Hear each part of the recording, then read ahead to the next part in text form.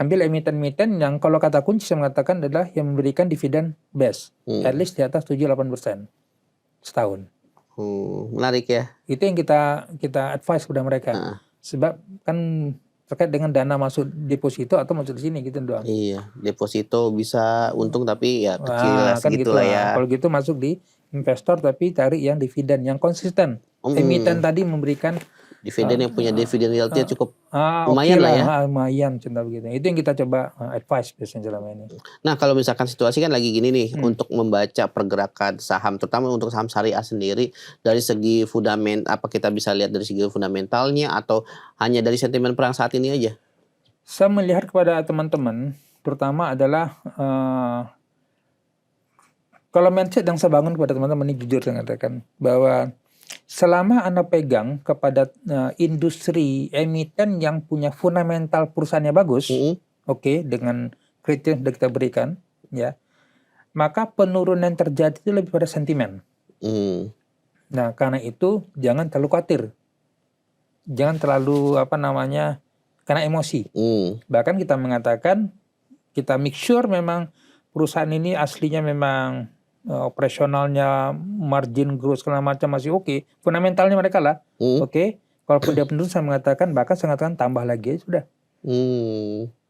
Coba targetnya dividen tadi. Target utama ya. Itu dia. Ya banyak yang menyarankan tuh kalau misalkan kita masuk ya cari dulu fundamentalnya dengan situasi seperti ini. Betul. Kata kunci di situ hari ini. Sebab dia tadi volatilnya sangat berat. Tapi kalau emiten sudah kita masuk tadi udah kadung memang dividen nggak ada, kemudian fundamental perusahaan juga amburadul, kita hanya ngelihat dengan pergerakan angka doang begitu. Saya katakan selamat dari raya, mendingan dah keluar deh begitu kan. Buru-buru ya. Buru-buru aja sudah daripada habis. Ya semuanya akhirnya rule manhaj tadi tidak terpakai.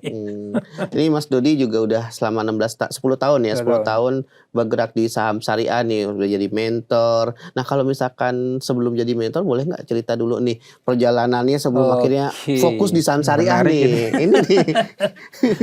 Iya, background saya sebenarnya dari lulusan teknik sipil ITS. Teknik sipil. Nah ITS di tahun 2000. Dan itu memang bawa perjalanan bisnis yang sangat panjang ya saya katakan. Nah, gaji cuma 500.000 contoh begitu. Dan saya datang dari Sumatera, kemudian saya datang kuliah ke Surabaya.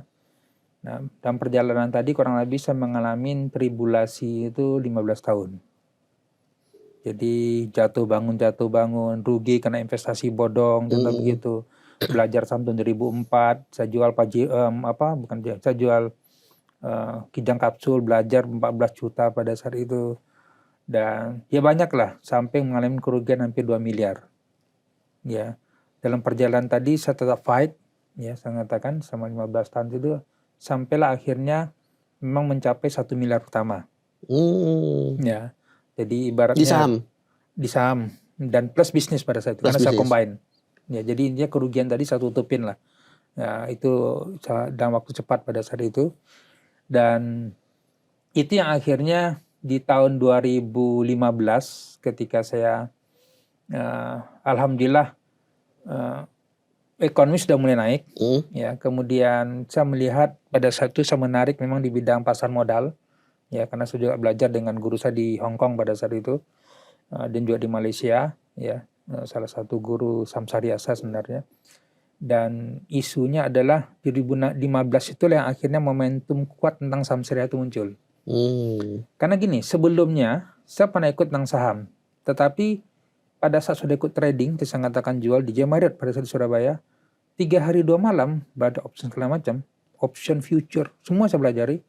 Begitu saya balik kepada, ya saya ada guru ngaji lah ya, dan saya katakan saya belajar saham gini, apa kata beliau? Kata, tahu nggak saham itu haram, kata dia. Itu otak saya pada saat itu sudah melambung tinggi, ingin jadi miliarder kaya gitu ya. Dari saham, pasar modal, orang kaya dari situ. Begitu dikatakan saham itu adalah haram, judi, riba, langsung mengecil lagi. Dan saya mencari pembenaran nggak dapat. Akhirnya memang saya nggak percaya. Sampai pada saat saya rugi pertama, ini cerita tentang saham dulu ya. Momentum saham ini. Sampai saya rugi pertama 100 juta pada saat itu, dalam 1 minggu, baru saya percaya. double-nya contoh gitu.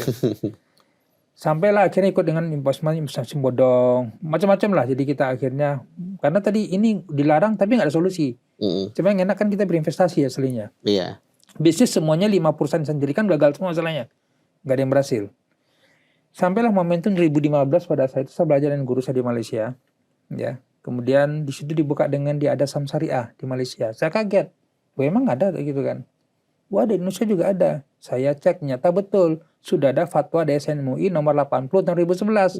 Artinya 2011 sudah ada fatwa tentang dibolehkan saham syariah. Dari situ akhirnya saya lihat, saya pelajari, wah menarik juga ini. Nah, pada momen itu juga ada teman saya yang dia berinvestasi bodong tadi. Ini bisa cerita ya? Silakan. Pada saat itu dia berinvestasi dan kita sarankan masuk di saham. Atau ada yang bodong kan nawarin 10% sebulan. Biasanya gitu-gitu kan. Kita kan, jangan. Enggak, dia yakin. Saya katakan, jangan Pak, kalau bisa dipecah. Jangan letakkan telur. Biasa basah-basah gitu. Jangan letakkan satu keranjang. Contoh begitu. Tapi double gitu loh. Apa yang terjadi akhirnya betul. Dia masuk 1,5 miliar pada saat itu langsung habis. 1 bulan kemudian. Dan ketika duduk dengan saya, memang dia nangis-nangis dan saya sedih. Ya Pak Dodi gini-gini. Kata kunci saya melihat case kasus seperti ini, saya juga terlibat juga dengan kawan-kawan. Itu rupanya adalah dia terjebak pertama karena emosi ingin kaya. Yang kedua, tidak tahu instrumen mana yang benar dan yang salah. Dan memang tidak ada tempat edukasi untuk bertanya. Akhirnya 2015, akhir dan awal 2016, guru saya mengatakan, pada saat saya ingin memulai ini, beliau mengatakan adalah, saya ceritakan tapi 1 miliar pertama tadi itu. Beliau mengatakan, so what jadi 1 miliar kata beliau. Apa untungnya, apa hebatnya? Semua orang bisa kok dapat segitu. Bahkan lebih besar kata beliau. Pertanyaan hari ini kata beliau adalah, ya, khairunas amfaulinas. Sebaik-baik manusia bermanfaat orang lain.